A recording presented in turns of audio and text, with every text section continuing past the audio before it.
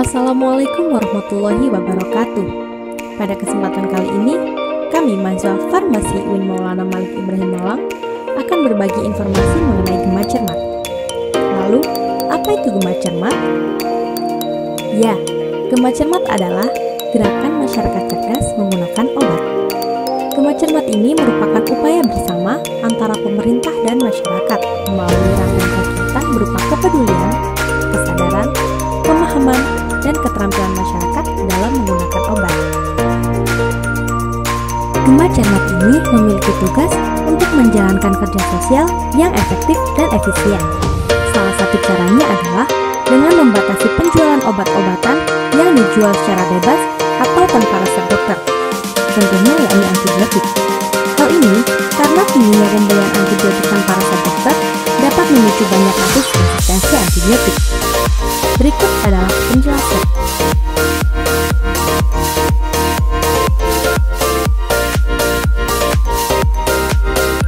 Antibiotik adalah kelompok obat yang digunakan untuk mengatasi dan mencegah infeksi bakteri. Obat ini bekerja dengan cara membunuh dan menghentikan bakteri berkembang biak di dalam tubuh. Secara garis besar, antimikroba dibagi menjadi dua jenis, yaitu yang membunuh kuman atau bakterisida dan yang hanya menghambat pertumbuhan kuman atau bakteriostatik. Antibiotik yang termasuk golongan bakterisida antara lain penisilin, cefalosporin, aminoglikosida, clotrimazole, rifampicin, isoniazid, dan lain-lain. Sedangkan antibiotik yang memiliki sifat bakteriostatik, di mana penggunaannya tergantung status imunologi pasien antara lain sulfonamida, tetrasaklin, chloramphenicol, erythromycin, trimethoprim, lincomycin, clindamycin, asam para-aminosalicila, dan lain-lain.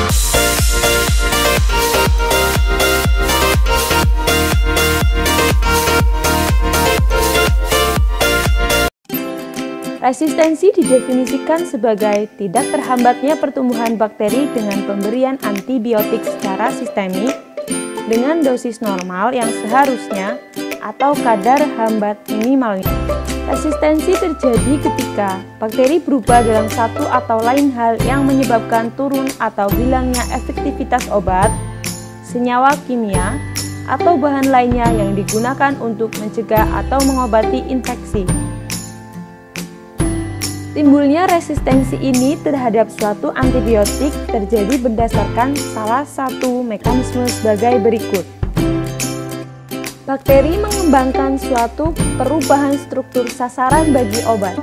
Misalnya, resistensi kromosom terhadap aminoglikosida berhubungan dengan hilangnya atau perubahan protein spesifik pada unit 30S ribosom bakteri yang bertindak sebagai reseptor pada organisme yang rentan. Mekanisme lain misalnya, bakteri mengubah permeabilitas terhadap obat.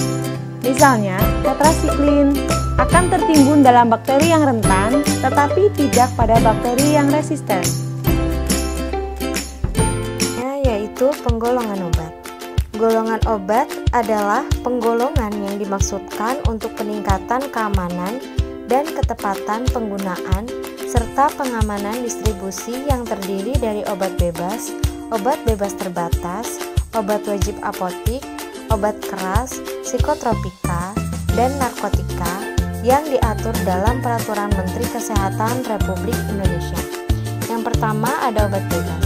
Obat bebas dapat dijual bebas di warung kelontong, toko obat berizin, supermarket, serta apotek. Contohnya yaitu Proma, Bodrex, Biogesic, Panadol, Puyer Bintang 7, Diatabs, Entrostop, dan sebagainya. Yang kedua ada obat bebas terbatas. Obat bebas terbatas adalah obat yang sebenarnya termasuk obat keras tetapi masih dapat dijual atau dibeli bebas tanpa resep dokter dan disertai dengan tanda peringatan.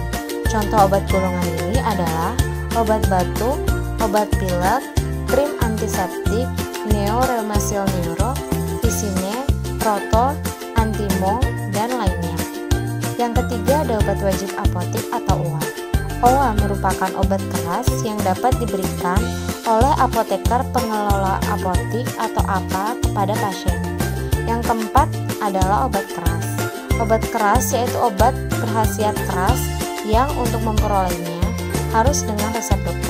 Salah satu obat yang termasuk dalam golongan ini adalah antibiotik, dan obat ini hanya boleh diserahkan oleh apotik atas resep dokter.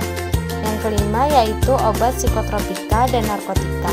Psikotropika dan narkotika adalah zat atau obat yang dapat menyebabkan ketergantungan bagi pengkonsumsi. Obat ini hanya boleh diserahkan oleh apotik atas resep dokter. Kasus resistensi antibiotik di Indonesia masih sangat besar. Hal ini karena kurang pengetahuan masyarakat dalam memakai antibiotik.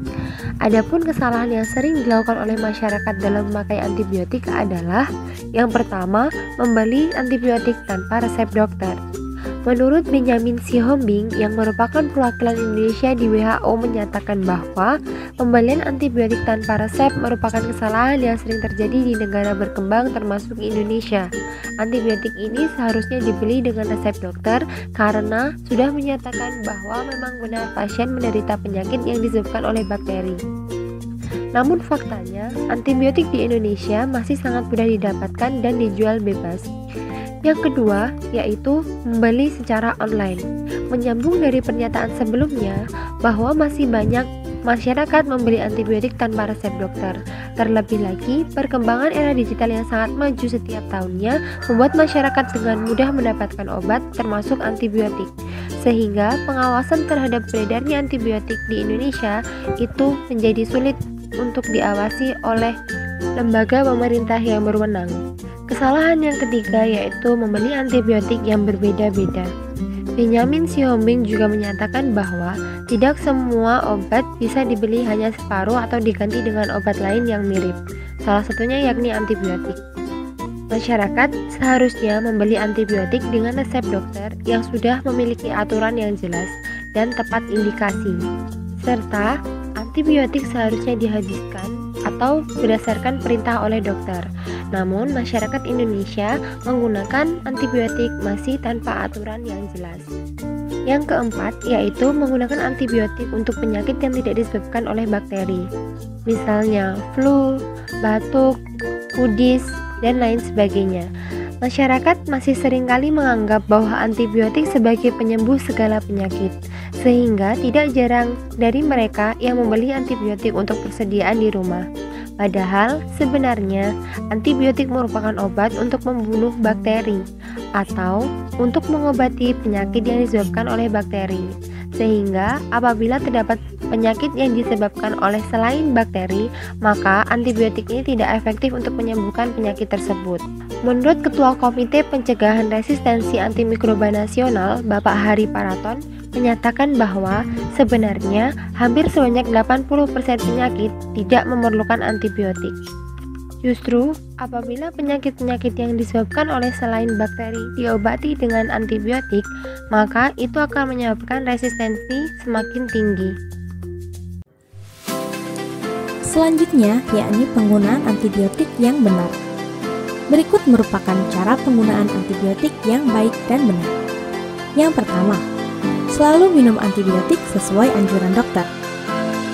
Yang kedua, selalu beli sejumlah obat antibiotik sesuai yang didasarkan oleh dokter. Jangan berlebih dan juga jangan sampai kurang. Yang ketiga, selalu habiskan antibiotik sesuai anjuran resep, bahkan jika Anda sudah merasa lebih baik kondisinya. Yang keempat, selalu konsumsi obat antibiotik tepat waktu dan tepat dosis. Yang kelima, jangan melewatkan dosis. Yang keenam, jangan menyimpan obat antibiotik untuk berjaga-jaga ke depannya apabila ada tanda penyakit kambuh. Yang ketujuh, jangan asal memberikan atau menyarankan antibiotik pada orang lain. Dan yang kedelapan, jangan minum obat antibiotik yang diresepkan dokter untuk orang lain.